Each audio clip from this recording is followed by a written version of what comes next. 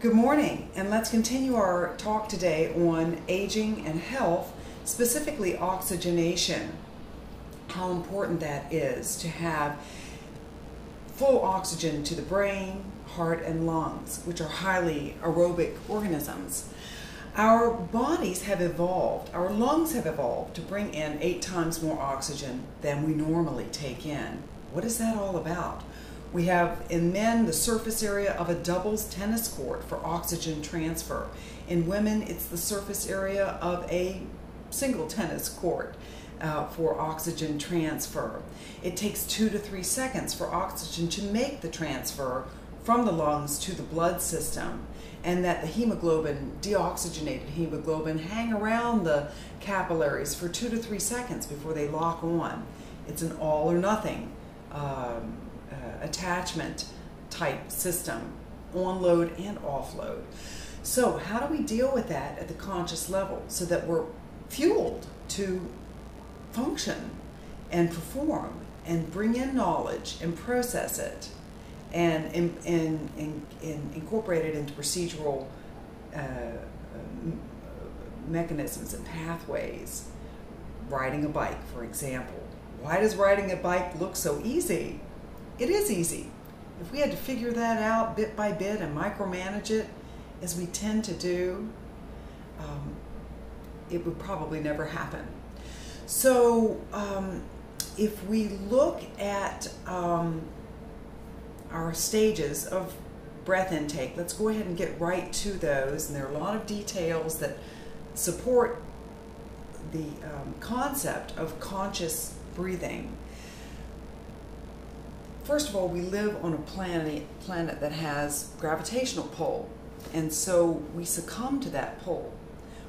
Our ribs are generally collapsed, and there's no way you're going to get that 8 times of oxygen intake with collapsed ribs, and even less so if you're relying on involuntary breathing mechanisms, which are very efficient when we're sleeping, when we're lying on our back or lying horizontal, and that gravitational pull is dispersed.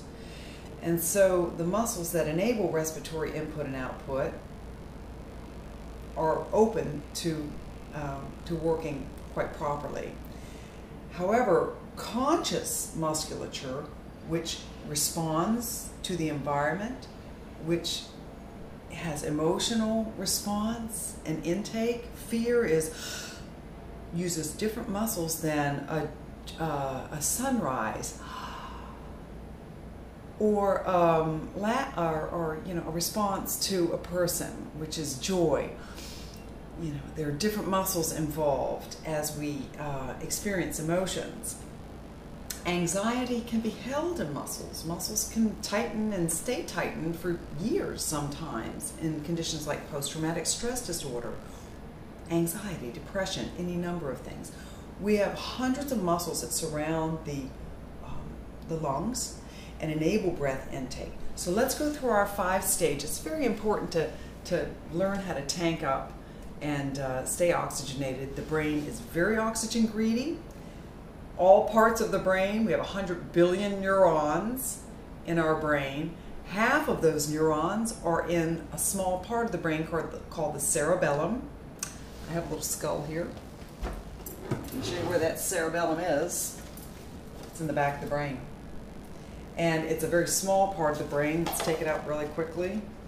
Won't get into too many details. It's not a very anatomically exciting brain. It's in 4 parts, actually. Okay, so this tiny little area in the back is the cerebellum.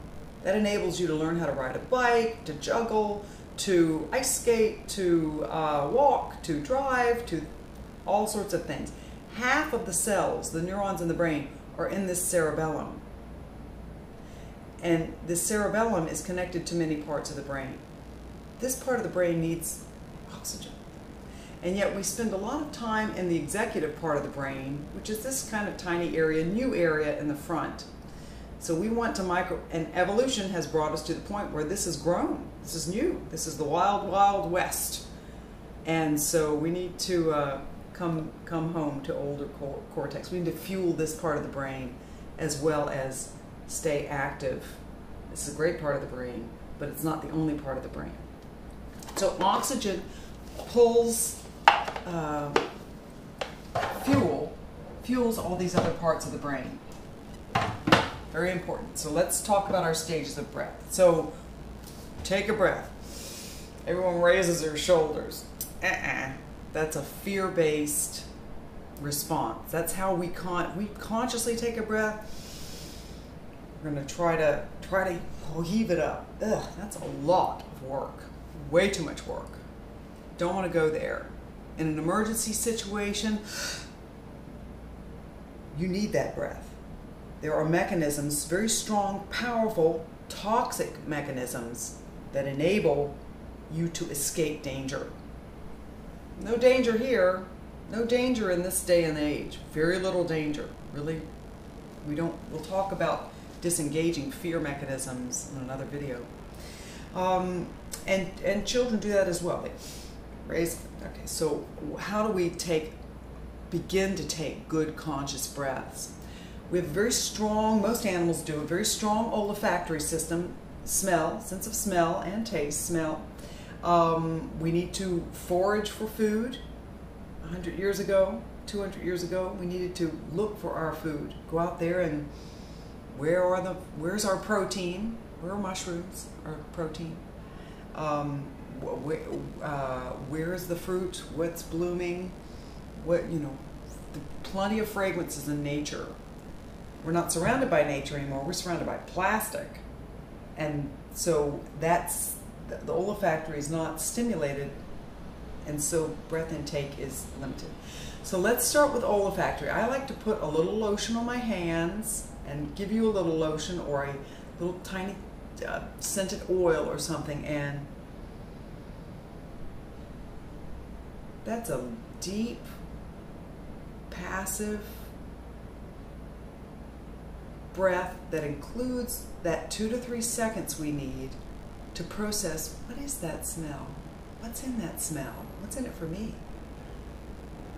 What's in it for my survival?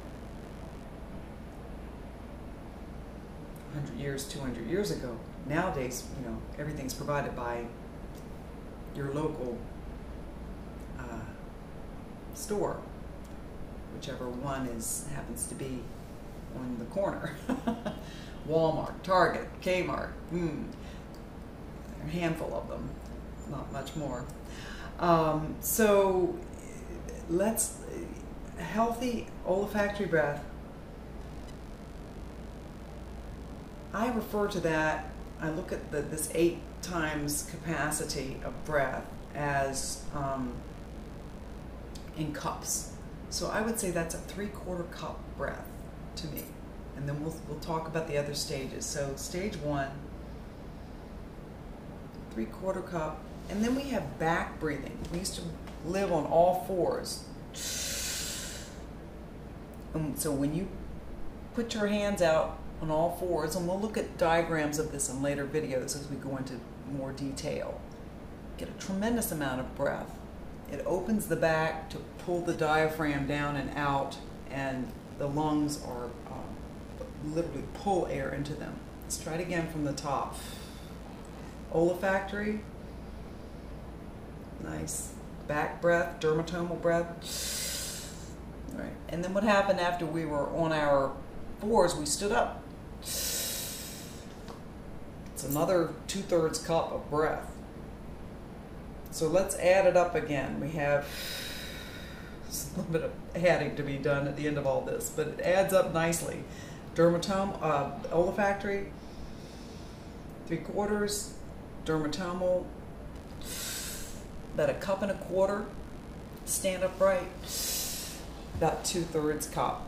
So we're way into, coming close to 4 cups. I also do a upper torso, upper back breath, where we open up again, and then in one final upright pop.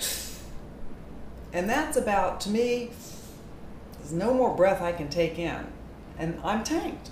And I'm holding it for a couple of seconds, and that oxygen is being transferred through my lungs, and my brain is fully oxygenated to go out and learn a new task, to go paragraph by paragraph and learn a new skill, to accomplish pretty much whatever I envision.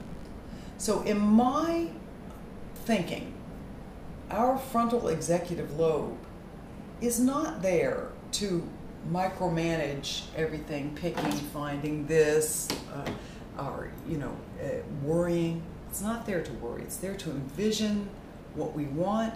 It's there to plan, make a lot of plans. Stay oxygenated, and the brain will do the rest. That is my experience with how the brain works and how it needs to be fueled in order to work. And we'll talk about that fueling system on another video.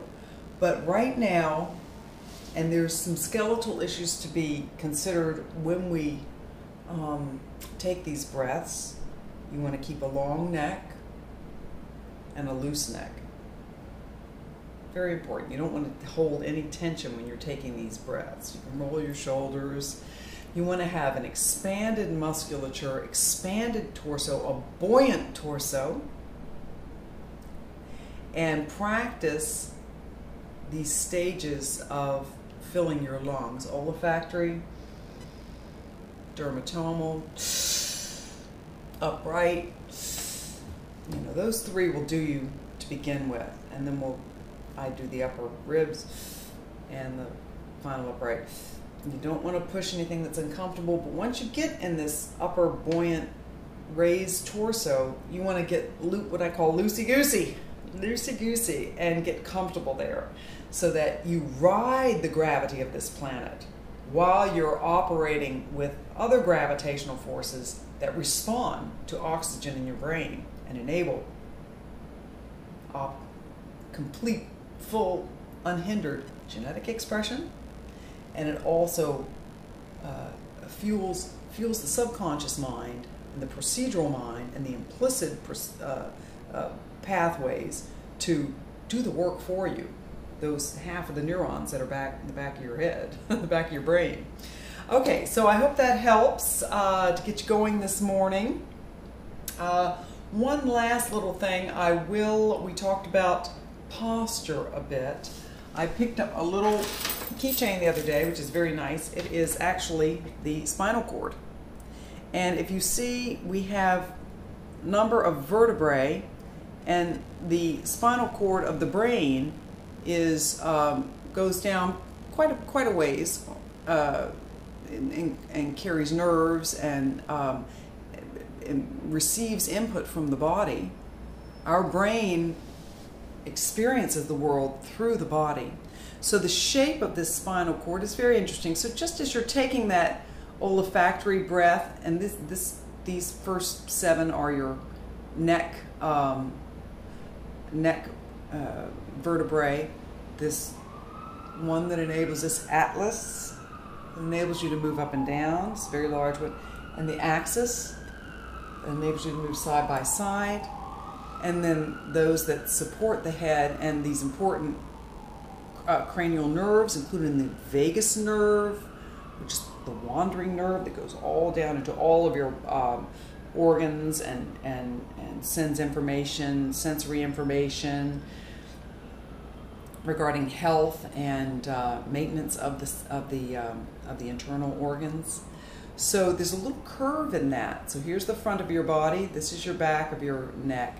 Little curve there. So when you do that olfactory breath, you don't want to straighten out that curve. That curve's there for a reason. So if you notice, when I do the breath, here we go.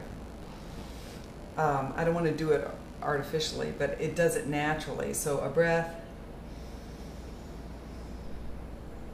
When you breathe something, there's a little curvature there. So let that happen. It curves up. It doesn't stay straight. So we're working with the body to enable these evolutionary gifts that enable us to oxygenate, stay healthy, stay wealthy, wise, and functional. And so this is the first of a long series of information on breathing, oxygenating. We'll get into hydration issues. We're 70 to 80% water, Do we maintain those levels? I don't think so. And the problems that result from that. But there are tremendous problems that result from low oxygen levels, hypoxia, chronic, progressive, mild to moderate hypoxia, low levels throughout a lifetime of having collapsed ribs, being surrounded by plastic, holding anxiety, operating in a fear mode, very strong, powerful, primitive circuitries of fear that we like to exercise all number of ways. There is very little to fear in this world now. Very little to physically fear. And so we want to enable the brain to function very well. And if you look at the problems that come down the pipe as a result of low oxygen, you will come to understand that they lead to most illnesses and diseases. Cancer doesn't like oxygen. Cancer grows from a zero oxygen environment. So how do you fight cancer? Keep the system filled with oxygen. It sounds pretty simple, but I think it can be that simple. So scientists and medical practitioners talk about hypoxia. Hypo is low. Hypodermic is below the skin. Hypoxia. Normoxia, which is what they consider passive breathing at the conscious level. I like to talk about ultroxia. Giving your brain as much oxygen as it needs to do whatever it needs to do to achieve your vision, your goal. It becomes pretty simple. And at the end of the hour, at the end of the day, at the end of the achievement, you think, wow, that kind of did itself. The brain, the bicycle rode itself. We don't have to micromanage driving a car, riding a bike. Jugglers don't have to micromanage the basic juggling, etc. Why does it look so easy? Because it is easy, and the brain will do it for you. Think about breathing. Keep your muscles relaxed, open. I'm a firm believer in professional massage therapy, hydrotherapy, heat therapy, light therapy, many therapies to keep the body open and available to stay buoyant and expansive, so that the muscles that surround the lungs can take in that next breath and get that air to the lungs. As a last exercise, let's do a 4-count breath in, a 4-count hold, a 4-count release, and a 4-count pause. 16 counts altogether. Ready? I'll snap. 2. Ready to begin to breathe. Breath. Hold. 2, 3, 4. Slow release. Relax. Right? Again. Hold. 2. That enables the transfer of oxygen. Slow release is where any kind of function can happen. It's amazing. And then if you have something particularly difficult to do, you can hold your breath and do that particularly difficult thing, and then tank up again. Stay tanked up. That's the lesson in these first series of videos. Have a great day. Cheers.